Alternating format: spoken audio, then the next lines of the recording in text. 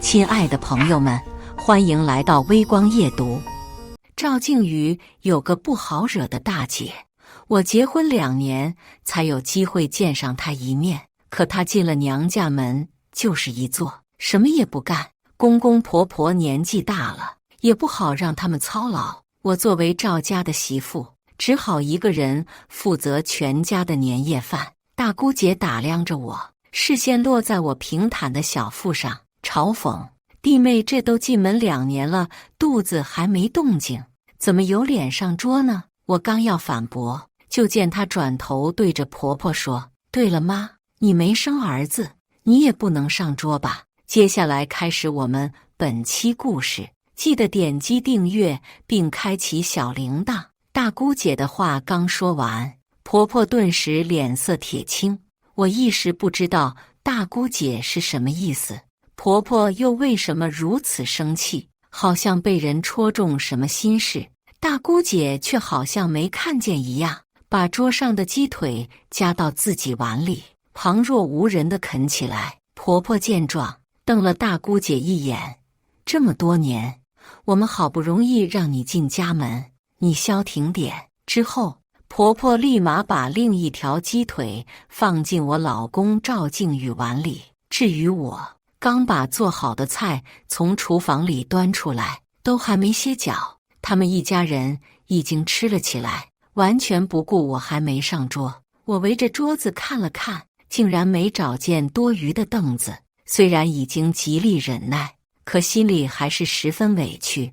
我嫁进赵家已经2年，尽心尽力做好一个儿媳的本分，可是公公婆婆还是不太喜欢我。归根结底，还是因为我在和赵静宇结婚第1年的时候怀了一个孩子，去医院一检查，医生说是女孩，婆婆很不乐意，非要我把这胎打掉。就连赵静宇也劝我们家虽然对男女孩一视同仁，可是女孩子太早出生是要受苦的，她要是当姐姐，不是要多承担责任吗？咱们啊，就先生一个儿子，让儿子当哥哥，让哥哥宠着妹妹，多好。虽然我舍不得打掉这个孩子，但还是被赵静宇描绘的未来哄住了，答应了打掉女儿。可是之后长达半年的备孕，我都没有再怀上孩子。婆婆坐不住了，到处找偏方让我吃，对我的态度也越来越差。就连赵静宇也总是唉声叹气，虽然没明说，但我能感觉到他对我冷淡了很多。慢慢的，我也觉得自己没能为赵家生下一个儿子，是我的错，我对赵家有愧，我想弥补自己的错误。所以就算婆婆送来的偏方再古怪，我还是听话的吃了，并包揽了家里所有家务。只要我和赵静宇回婆家，我从来不让公公婆婆干活。大年30的琐事尤其多，从头到尾都是我操办。我还特意花心思做了10多道硬菜，结果他们一家人倒是吃上了，反倒把我当成了透明人。心里说没有怨气是不可能的。我走到赵静宇背后，戳了戳他的腰，你管点事儿。赵静宇正在刷手机视频，感觉到我的触碰，下意识不耐烦地将我的手甩开。烦不烦人？没看见我正在忙了吗？我看了一眼他手机上的内容，就只是一个搞笑视频而已，难道还能比我这个媳妇过年没地方坐更重要？待姑姐看到这一幕，嗤笑：弟妹这是没怀上儿子，所以全家人都能坐着，你就得站着。婆婆变了脸色，眼睛转了转，不知在想些什么，立马从自己屁股底下掏出一个凳子来。谁说没怀上儿子就不能坐？可兴，我们家可不会苛待儿媳妇，赶紧坐。我看着凳子从无到有，过了一会儿才反应过来，原来是婆婆把凳子藏了起来，她这是故意不想让我坐。而大姑姐看似讽刺，其实间接帮了我。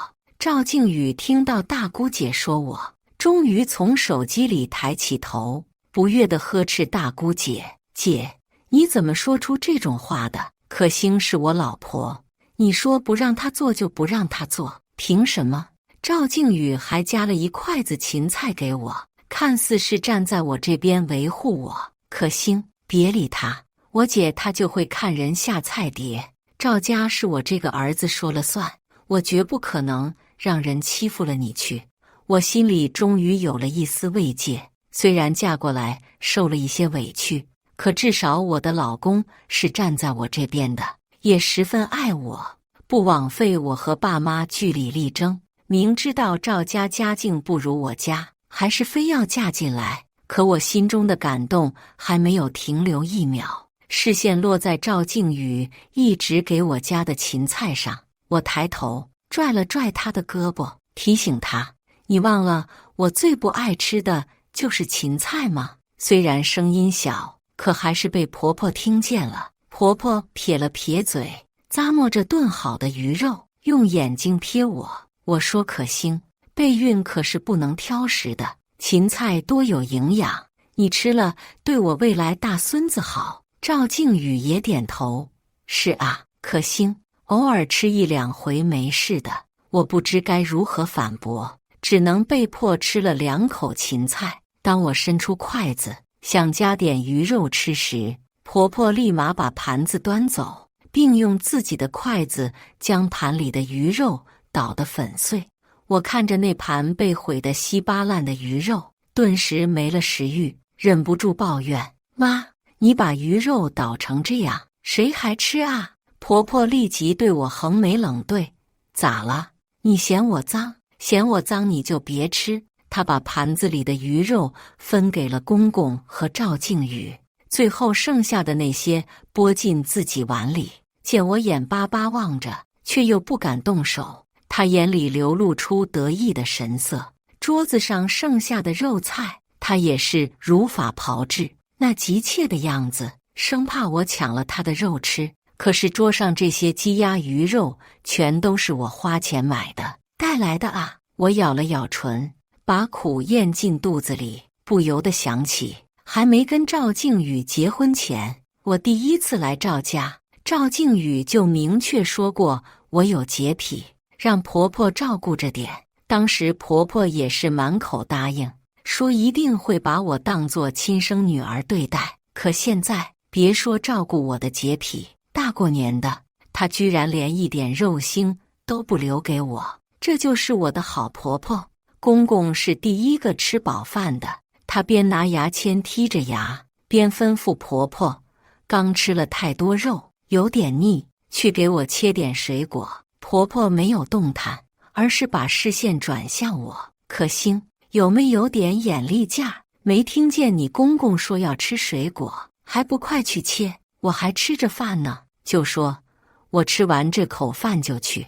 婆婆似乎以为我在推脱，当即拉了脸：“怎么，我还使唤不动你了？”赵靖宇闻言直接催促：“可欣，你就不能体谅一下我妈吗？我妈都辛苦这么多年了，你就是去切一下水果，怎么了？”我被劈头盖脸一顿指责，十分茫然。我又没说不做，虽然心里有些不悦，我还是站起身，乖乖去切水果了。可不知是不是最近有点不顺，我只是走了一下神，就切到了手指，顿时血流如注。我叫赵靖宇，说我切到手了。赵靖宇没有过来，坐在自己的座位上，百忙之中从手机屏幕上抽出空来回了一句：“你拿凉水冲一下就够了。”婆婆则是直接责骂：“都这么大人了，干什么都干不好，怎么给人家当媳妇的？要不是我们赵家，谁能容得下你这尊大佛？”听着婆婆的骂声，我心里越来越寒。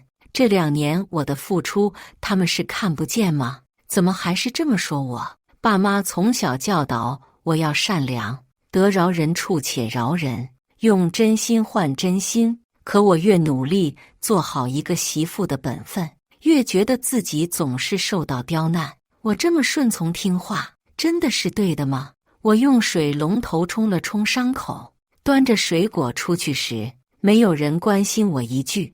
他们拿起我切好的水果就吃，只有大姑姐看了一眼我的伤口，你这伤口老是流血，不得把水果弄脏吗？她把碘伏翻出来，让我自己去上药。虽然她的语气依旧很难听，可我却没有一开始那么讨厌她了。我给自己上完药，包扎好，再回到桌上，饭菜都被一扫而空，一点也没给我剩下。婆婆正看着电视吐槽这个人穿得不得体，那个人奇形怪状，见我出来，指着杯盘狼藉的桌上指使：可心，赶紧过来收拾桌子去洗碗，别老偷懒。偷懒！我再次被婆婆的话刺痛，想起我辛辛苦苦做了那么多，都没人记着我的好，我不由得生出一股逆反心理，想直接撂挑子不干了。但我又不敢太过直白，就提醒她：婆婆，我手刚受伤，洗不了碗。婆婆把手里的瓜子皮往地上一扔：你怎么那么金贵呢？庄可兴，我们赵家可不会惯着你，你什么时候惯着过我？许是憋得太久，我脱口而出，把自己的手举起来。我结婚以前手上一点茧子没有，来了赵家以后，天天干活，长了这么多茧子，我一点没说过苦。我受伤洗不了碗，你不安慰我就算了，凭什么说我？我拿手背抹了抹眼泪，一肚子委屈没处诉说。沉默寡言的公公瞥了我一眼，斥责：大过年的哭哭啼啼，像什么样子？赵靖宇听到公公开口，终于站起来扶住我，替我顺气。妈已经够辛苦了，你跟妈置什么气？咱今天不想洗就不洗了，明天早上再洗也不碍事。听着赵靖宇劝我的话，我心里觉得很不舒服。凭什么他们都理所当然认为这些都是我该做的呢？赵靖宇安慰我的时候，我终于试探性问出那个问题：你就洗一次碗不行吗？赵靖宇抬头看我：庄可兴，就是洗碗而已，你怎么这么斤斤计较？他冷光灯下的脸如一尊石塑，冰冷无情。我猛然想起赵靖宇刚追求我的时候，什么活都抢着干，一点重活累活都不让我接手，还保证在结婚后让我跟在家里一样自在。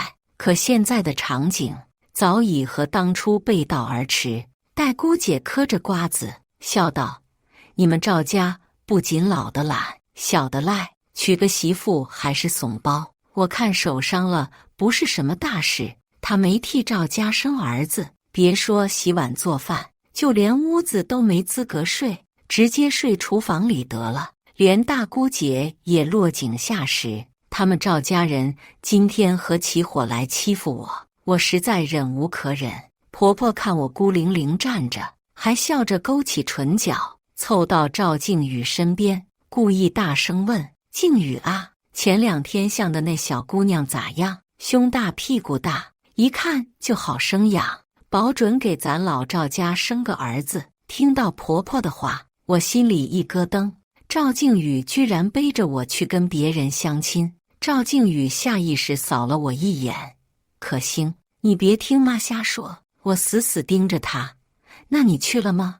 赵靖宇的脸上划过一抹心虚的神色：我就是过去吃了顿饭。他的回答对我来说宛如五雷轰顶。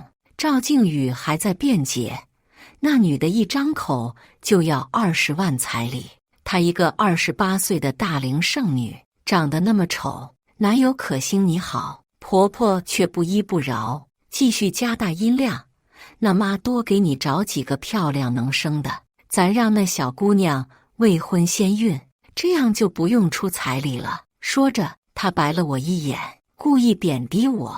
至于庄可兴，一只不会下蛋的母鸡，留着干嘛？浪费家里的米吗？赵靖宇笑了笑：妈，你别开玩笑了，可兴这么乖，我哪舍得跟他离婚？赵靖宇虽然在维护我，可我却连一丝温暖都感受不到了。不舍得跟我离婚，舍得去跟别人相亲。我想起刚结婚时，赵静宇还会在婆婆提出一些无理要求的时候帮我说话，可慢慢的，她和婆婆统一阵线，非但不向着我了，偶尔还会责怪我。我一直念着结婚前她对我的承诺，以为只要我听话，一切都会变好。可我越来越顺从，得到的回报就是这个。因为我没替赵家生个儿子，她和婆婆就背着我去相亲，可生不出儿子，难道是我的错？我死死攥着拳，这2年的委屈和苦难都变成愤怒。大姑姐看热闹时问了一句：“这样的老公，你还要吗？”我大步走到桌前，婆婆指了话头：“照旧使唤我，还愣着干什么？赶紧收拾啊！没看见我跟你老爷们儿正商量大事呢？你一个生不出孩子的媳妇，再不勤快点，我就让静宇跟你离婚。”我咧出一个似哭似笑的弧度，把手放到桌边，没有收拾碗筷，而且直接把桌子掀了。不用赵静宇说，是我主动要跟他离。无数瓷器哗啦碰撞，碎了一地。戴姑姐看到这一幕，没有再骂我，反而拍手叫好：“你掀桌子，我砸椅子，正好。”我和大姑姐把餐桌砸了个稀巴烂，婆婆除了尖叫就是大骂：“庄可欣，你疯了？你怎么敢掀桌子？”我看着婆婆吓得躲到沙发后，心里不由得涌起一阵畅快。原来她也会怕。我自问，我没有对不起你们赵家的地方，因为深爱着赵静宇，不管什么困难我都能克服。可是你们居然背着我去找人相亲，你们真让我觉得恶心。掀完桌子，我打开冰箱，把自己带来的补品都扔进垃圾桶。婆婆气得跳脚，冲上来大叫：“静宇，你还愣着干什么？你媳妇要翻了天了，你还不去收拾她？”赵静宇闻言终于反应过来，怒气冲冲地趟过一地碎片，朝我冲来：“庄可欣，你再不住手，我就要不客气了。”说着，他扬起手掌，眼看着就要朝我扇过来。我愣在原地，不可置信地看向他。曾经把我捧在手心里宠爱的丈夫，居然忍心对我动粗。我的泪水在眼眶里打转，一时忘了反应。是大姑姐拦住了赵静宇。大姑姐跟赵静宇一般高，从前我只听婆婆说大姑姐人又凶又懒，嫌弃她嫁不出去。此时此刻，我才发觉，原来强壮同样是女人可以用来自卫的武器。大姑姐把赵静宇推开，赵静宇看向大姑姐的眼中充满怨恨：“我管教自己的媳妇，也要你管？”大姑姐气定神闲：“管儿媳妇是我们赵家的家事，你一个抱来的养子，家里什么时候轮到你做主？”赵静宇和婆婆脸色巨变，戴姑姐冷笑了2声，继续输出：“妈，你自己生不出儿子，被我爸赶到厨房睡，我心疼你。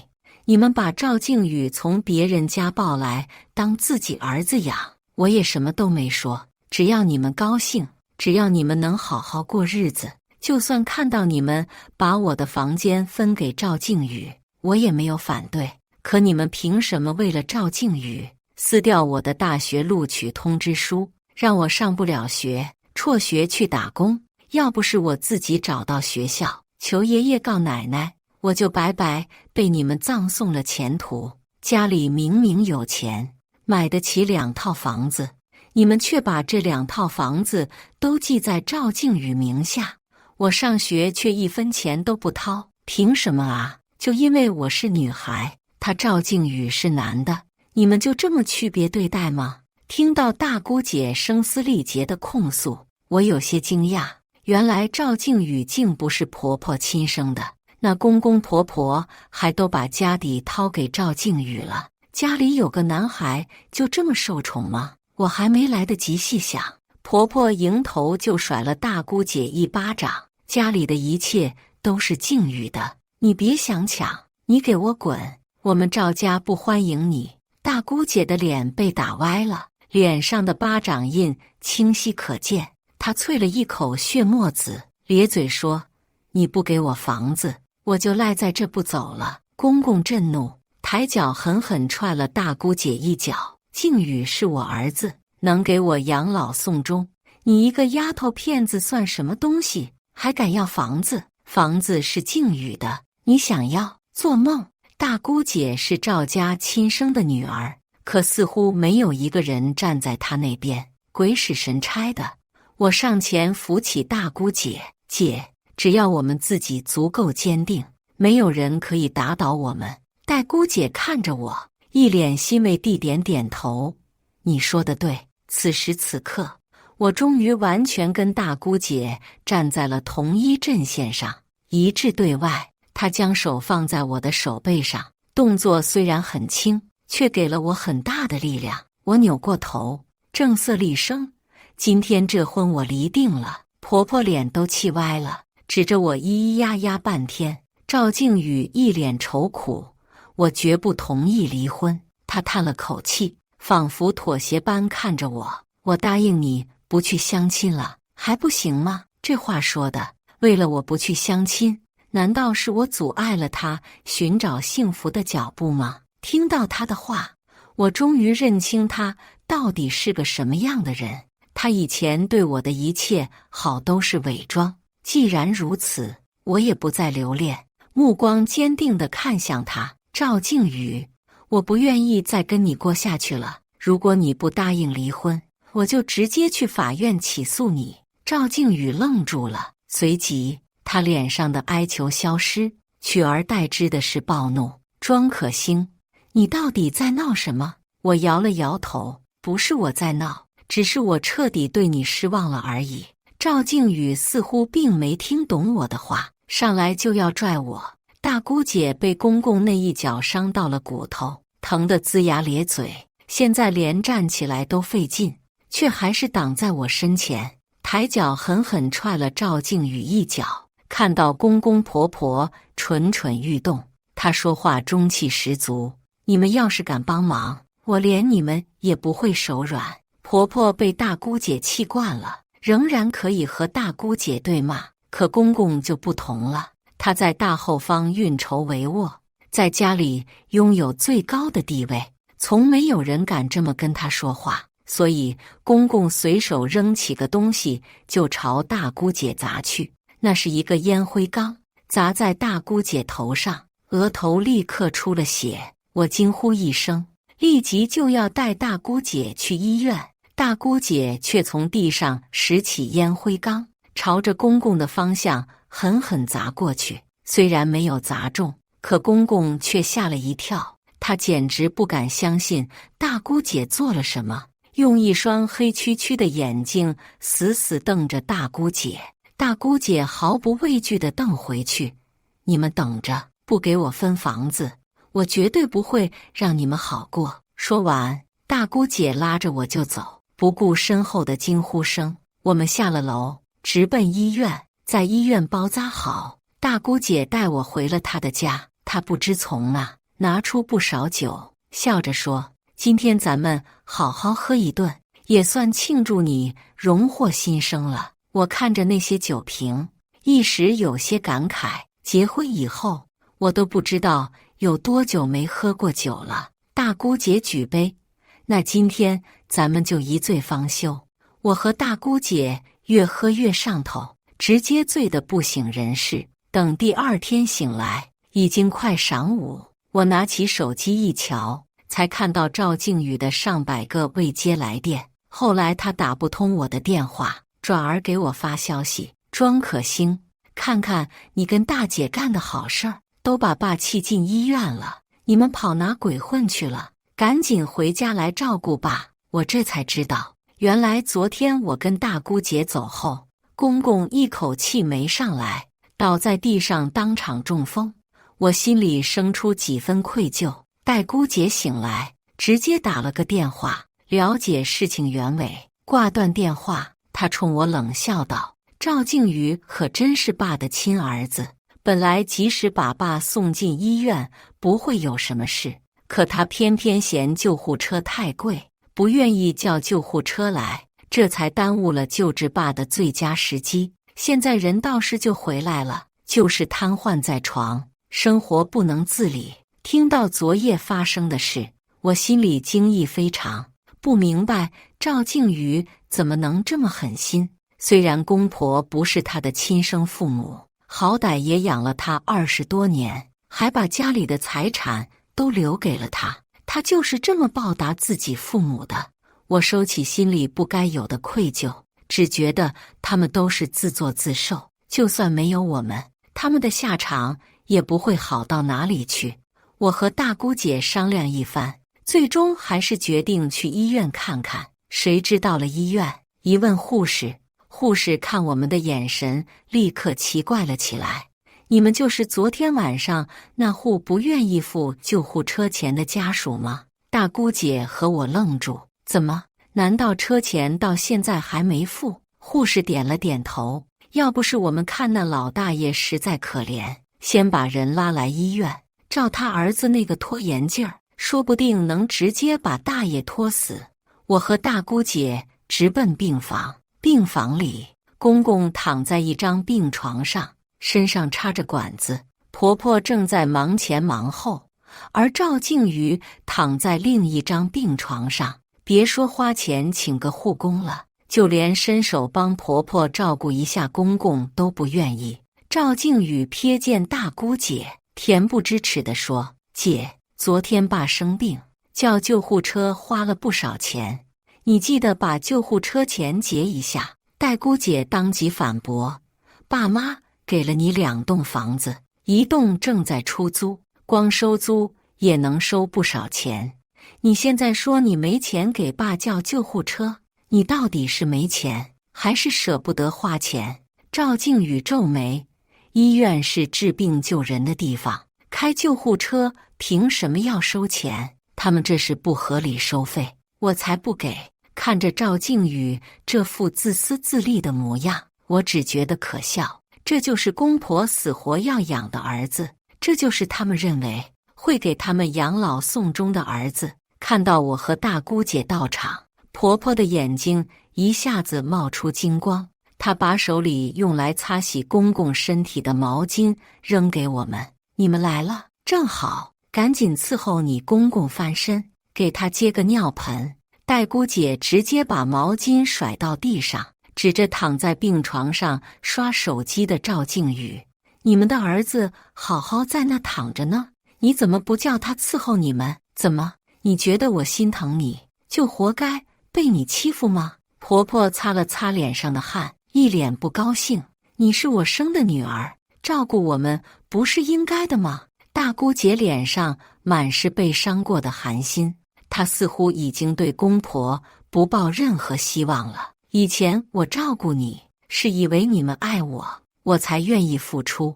我大学兼职赚的钱，除了交学费，全都给了你们。大学毕业后，好不容易工作了，我省吃俭用，把钱都寄给你们，想让你们好过一点。可事实上呢，你们把钱全都给了赵静宇挥霍。我吃糠咽菜的时候，他拿着我从牙缝里省出来的钱胡吃海塞。你们把攒了半辈子钱用来给赵静宇买房子，还一买就是2栋。你们一直说没钱没钱，原来不是真的没钱，只是不愿意给我花钱。这样的父母，我凭什么要孝顺？我今天就把话撂在这儿，你不给我房子，休想让我照顾你们一分一毫。婆婆眼底有2个黑眼圈，一看就没休息好，还在大姑姐面前吃了败仗，脸瞬间黑成锅底。丫头片子就是没用，养你这么大到底有什么用？大姑姐冷笑：“你儿子倒是有用，不用给你们养老，直接给你们送终。”婆婆似乎被戳中痛处，张嘴替赵静宇辩解：“我们家静宇才26岁。正是长身体的时候，哪能这么辛苦照顾他爸呢？”大姑姐拉着我往椅子上就是一坐，看婆婆表演。你不舍得他辛苦，那就只好你自己辛苦了。反正我和可心只是客人，我们是不会上手帮忙的。大姑姐在背后偷偷捏了捏我的手，示意我安心。我当然懂大姑姐的意思，她是在叫我不要可怜他们。大姑姐真是低估我了，都已经认清他们真正的嘴脸了，我怎么可能还心软？我又不是傻子，以德报怨，我就会被他们吃干抹净，搓磨一辈子。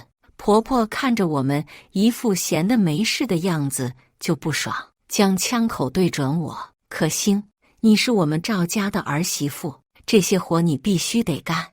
我从包里抽出一份合同，不徐不急地递给她。不好意思，我是来医院送离婚协议的，至于其他的事情跟我可没有关系。婆婆自私自利，看你软弱可欺就会蹬鼻子上脸，这种人你就算拿真心对她，她也不会珍惜。我又何必给自己找罪受呢？婆婆指着我们两个，你们。大姑姐将我拉起来，话我们已经带到了，你慢慢照顾病人吧，我们先走了。随后我跟大姑姐毫不犹豫地离开了。春节期间大家都放假，大姑姐也不例外。而我本来打算跟爸妈联系，可是又怕他们担心，只好瞒了下来，想等事情解决之后再全部告诉他们。这几天大姑姐天天带我逛街出去玩，居然是我嫁进赵家以后难得的快乐日子。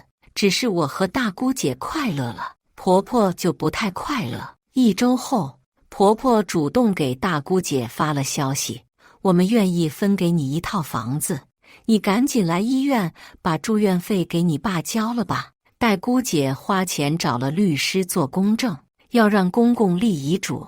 婆婆看到律师的瞬间差点没气撅过去，指着大姑姐又掐又打，你这个不孝的丫头，我们老两口把你拉扯大，你就是这么报答我们的。大姑姐丝毫不客气，是你说要给我房子，我找律师来有错吗？难不成你是故意骗我来的，就是想让我白照顾你？看着婆婆支支吾吾的样子，我就知道大姑姐说中了。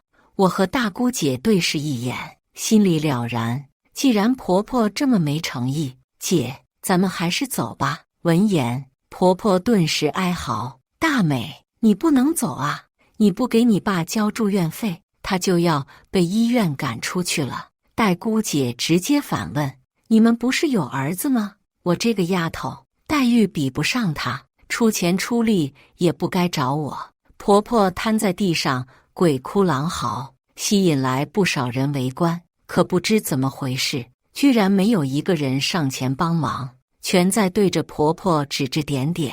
就他们家老头子瘫了，这老太婆还舍不得让他儿子干一点活，非大老远把闺女叫回来，让闺女伺候，而且他家儿子一点钱也不愿出，这不又找上闺女了。听着周围人的议论，我终于理解了来的时候大姑姐为什么跟门外的大姐诉苦，原来是为了拒绝道德绑架。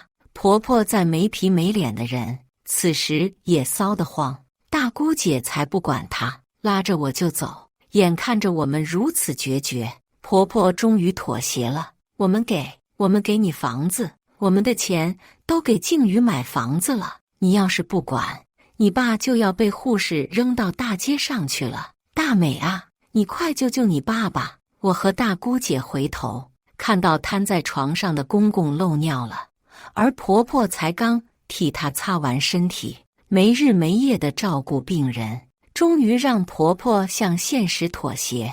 大姑姐走到公公面前，低声说：爸，我知道你听得见，如果你同意给我房子，我就答应照顾你，给你养老送终。公公眨了一下眼皮，表示同意。婆婆签了授权合同，大姑姐终于分到了房子。她拉着我转身就走，婆婆吓了一跳：大美，你不能翻脸不认人啊！大姑姐笑道：我可不是赵静宇，连自己亲爹亲妈都不认，我这就去给你们交住院费。交完住院费，请了护工，大姑姐和我没有再逗留，我们已经仁至义尽了。至于亲自照顾，我和大姑姐已经吃过这么久的亏，绝不可能再重蹈覆辙。公公在医院稳定下来，婆婆也不来找事了。我终于有精力跟赵靖宇谈离婚的事。赵靖宇死活不肯离，我便把他告上法庭。赵靖宇却丝毫不慌，而是笑望着我：离婚可以，把我给你的彩礼还回来。律师也说：庄可兴，你和赵靖宇还有一套房贷没还完，目前共同负债100万，你至少要还50万。我惊得忘了言语。结婚前，爸妈给了我50万的嫁妆，我都用来还房贷了，怎么可能还有债务？而且那房子赵靖宇不是已经给了我吗？为什么会是夫妻双方共同债务？律师摇头：赵靖宇先生只付了首付，从来没有还过房贷。而且，虽然这房子是在你名下，因为是还贷是男方出资，所以这房子属于夫妻共同财产。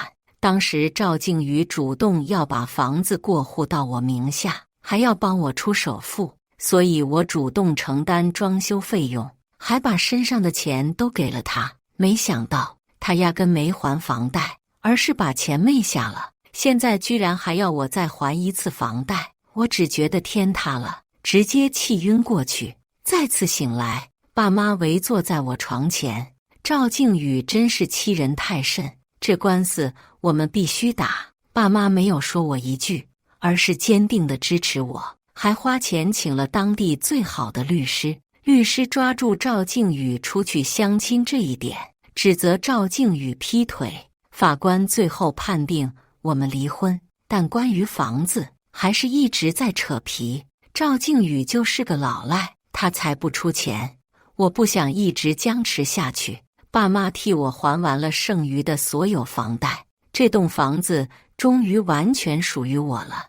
赵靖宇听说以后，立刻来找我要钱，却扑了个空，因为我早就把这房子转手卖给了别人，跟着爸妈回了家。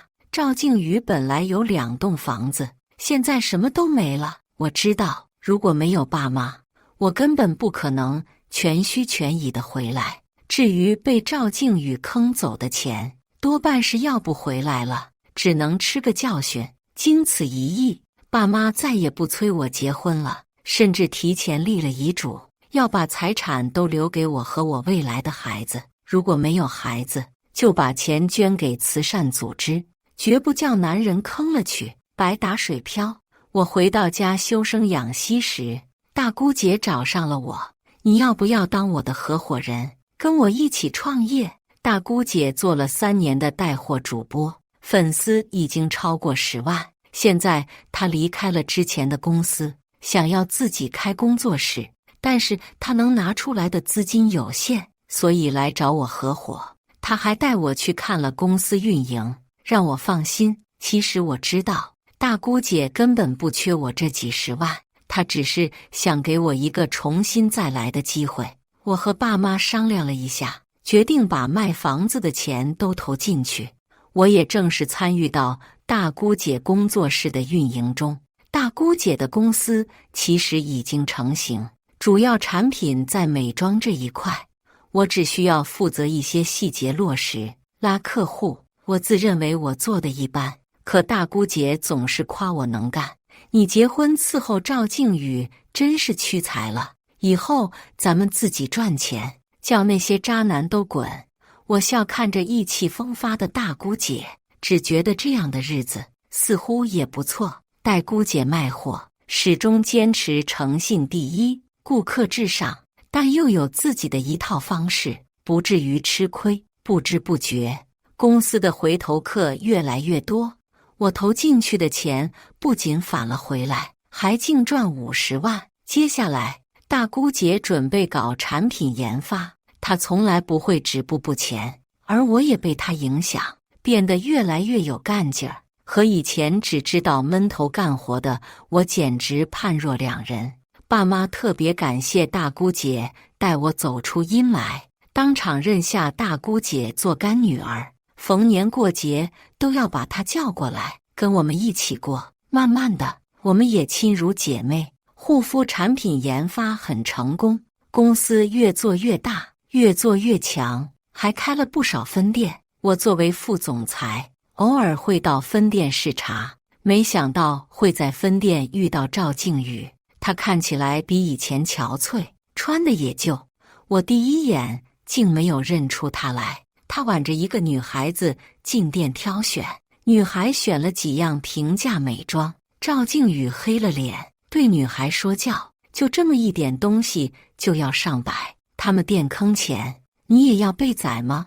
这100多块在菜市场能买多少菜了？你真是败家！女孩倒也不甘示弱，捂着自己的肚子：你要是不给我买，回头我就把这孩子打了，让你老赵家绝后。赵靖宇一听，脸都绿了。我又没说不买，他不情不愿地付了钱。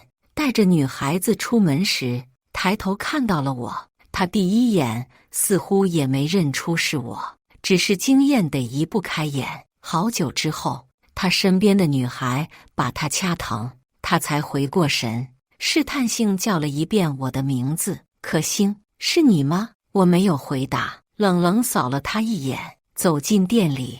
可赵靖宇却突然大叫：庄可心，就是你！我知道是你，你现在变漂亮了，就不认我这个前夫了。我一脸无语。你也知道是前夫，前夫都是过去式了，现在我跟你没有任何关系。他上下打量着我，看我身边没人，笑着弯起唇角：一看你现在就还是单身，你一定是在等我呢吧？此时看到他的行为，我只觉得反胃，也想不明白当初自己为什么居然被他哄骗了2年之久。他身边女孩的惊呼让我回过神来，女孩对着赵靖宇又打又骂：你不是说你只谈过我这一个女朋友吗？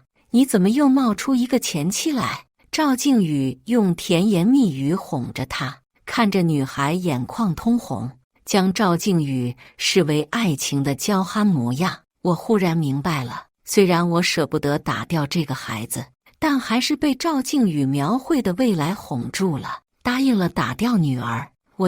只是我们运气不好，遇上了赵靖宇这种人渣。真诚不是错，坏人才该遭报应。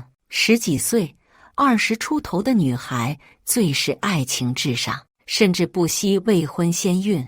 此时突然发现自己被欺骗，气得失去理智，和赵靖宇打起来。推搡之间，赵靖宇把女孩推倒在地，女孩肚子着地，疼得捂住小腹，蜷缩在地上。不到30秒，下体便流出鲜血。赵靖宇下意识就是甩锅，这是他自己摔的，跟我可没关系。路人都劝道：赶紧把你媳妇送医院吧，一般流血就代表孩子要保不住了。一听这话，赵靖宇撇嘴：孩子都保不住了，我还救他干嘛？他拍拍屁股走人了。徒留女孩倒在血泊中，看着他无情的背影。